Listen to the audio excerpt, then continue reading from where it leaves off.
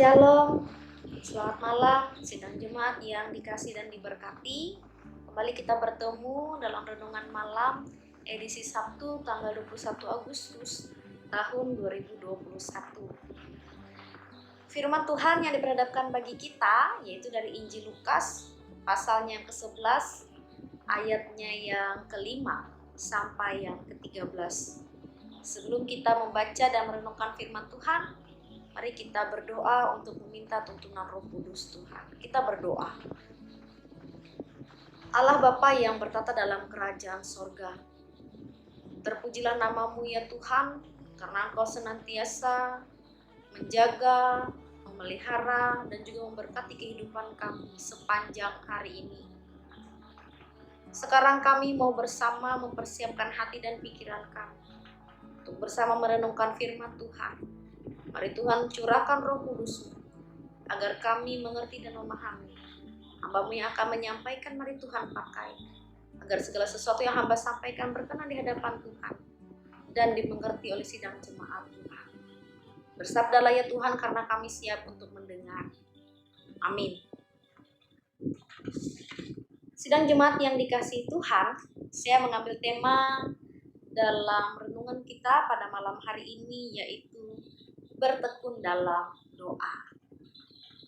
Mengapa kita harus bertekun di dalam doa? Berdoa merupakan suatu kebiasaan, suatu rutinitas, dan berdoa juga dapat dikatakan suatu keharusan bagi kita sebagai orang percaya. Karena di dalam doa ada rasa ungkapan syukur, dan di dalam doa ada pujian kepada Allah, ada permohonan, dan juga ada pengampunan, juga lain-lain. Dikatakan juga doa adalah nafas orang percaya. Dan melalui doa adalah salah satu cara di mana kita bisa berkomunikasi dengan Tuhan. Kita menyampaikan segala sesuatu yang ingin kita ungkapkan. Apa yang kita rasakan, apa yang kita pikirkan, akan kita sampaikan melalui doa. Sebagai orang percaya atau sebagai orang Kristen, kita memiliki acuan dalam doa, dan juga kita mempunyai contoh, yaitu dari perintah Yesus sendiri. Di dalam Injil Lukas yang diperhadapkan bagi kita, muncul doa Bapa kami, tetapi dengan bentuk yang berbeda dan lebih pendek daripada doa Bapa kami di dalam Injil Matius.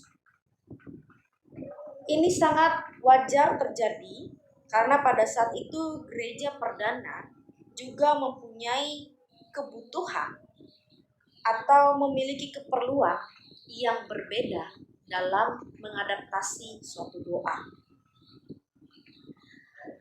Di dalam Injil Lukas, Yesus mengajarkan bahwa di dalam doa memiliki beberapa bagian penting,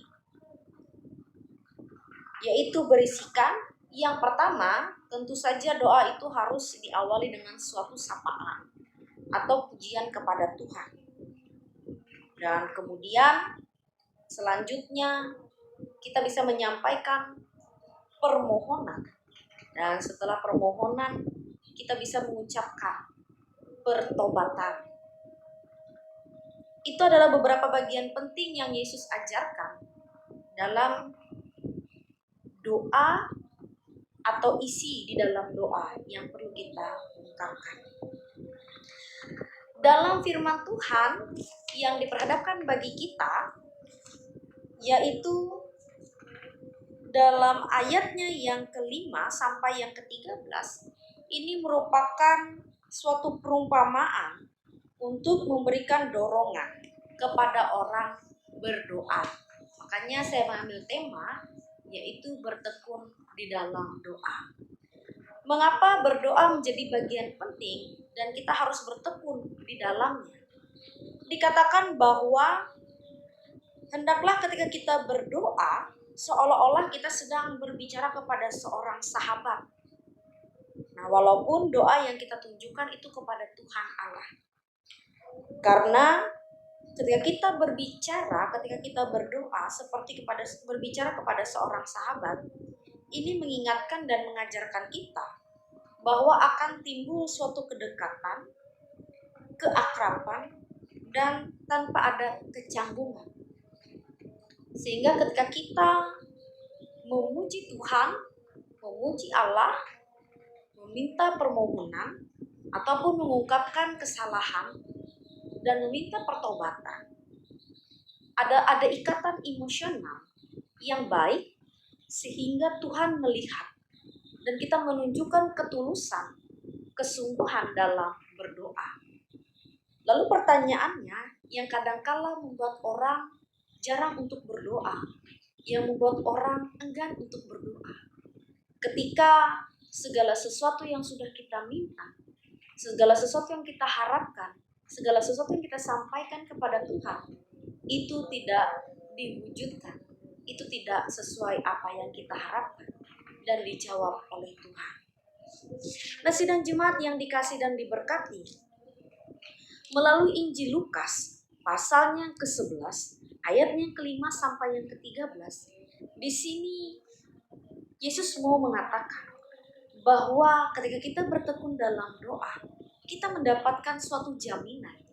Walaupun sekarang Tuhan tidak menjawab segala sesuatu doa yang kita ucapkan, yang kita sampaikan, tetapi Dia mengatakan ada jaminan bahwa doa itu akan terjawab tepat pada waktunya.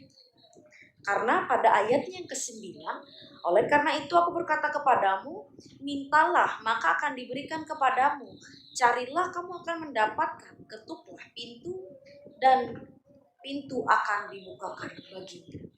Di sini terlihat bahwa ada jaminan Allah pasti akan menjawab segala sesuatu tepat pada waktunya. Karena kita meminta dan pasti akan diberi. Karena kita pasti mencari dan kita akan mendapatkan. Dan ketika kita mengetuk, maka akan dibukakan. Dan itu digenapi juga pada ayatnya ke-13. Jadi jika kamu yang jahat tahu memberi pemberian yang baik kepada anak-anakmu, apalagi Bapamu yang di sorga, yang akan memberikan Roh Kudus kepada mereka yang meminta kepadanya. Tuhan Allah memberikan Roh Kudus, di mana Roh Kudus inilah yang akan memberikan kita pengharapan yang kekal. Dia akan memberikan jaminan, dan ini digenapi melalui Roh Kudus, bahwa Bapa, orang tua kita saja pasti akan mengusahakan yang terbaik. Apalagi Tuhan Allah, Dia akan memberikan segala sesuatu yang baik. Kalaupun tidak diberikan sekarang, Dia akan memberikan tepat pada waktunya. Kalaupun berbeda dari apa yang kita minta, apa yang kita inginkan, pasti ada hal yang terbaik yang diberikan kepada kita. Karena Roh Kudus Tuhan, karena itu yang Yesus sampaikan. Dan Tuhan memberkati kita. Dan bertekunlah dalam doa. Segala sesuatu yang kita harapkan, segala sesuatu yang kita inginkan, kita akan dapatkan sesuai dengan kehendak Tuhan. Tuhan memberkati kita, dan biarlah doa selalu kita lakukan dalam kehidupan kita sebagai orang percaya. Tuhan memberkati. Amin. Sebelum kita mengakhiri renungan malam, mari kita bersatu di dalam doa. Kita berdoa. Terpujilah nama-Mu ya Tuhan, karena Engkau sungguh baik dalam kehidupan kami. Engkau boleh memperdengarkan firman Tuhan bagi kami, di mana kami sebagai orang percaya harus bertekun di dalam doa. Dalam setiap kondisi, dalam setiap apapun, dalam segala hal yang ingin kami ungkapkan, yang ingin kami minta. Mari Tuhan, Engkau tetap mencurahkan Roh Kudus Tuhan. Dalam setiap keinginan harapan kami, Tuhan pun yang mencukupkan dan Tuhan yang menjawab. Kami pertaruhkan kehidupan kami, biarlah Tuhan yang bekerja. Kehidupan kami sekarang sampai selama-lamanya.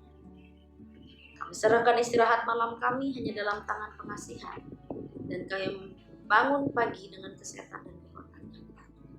Terpujilah namamu Tuhan dari sekarang dan sampai selama-lamanya. Amin.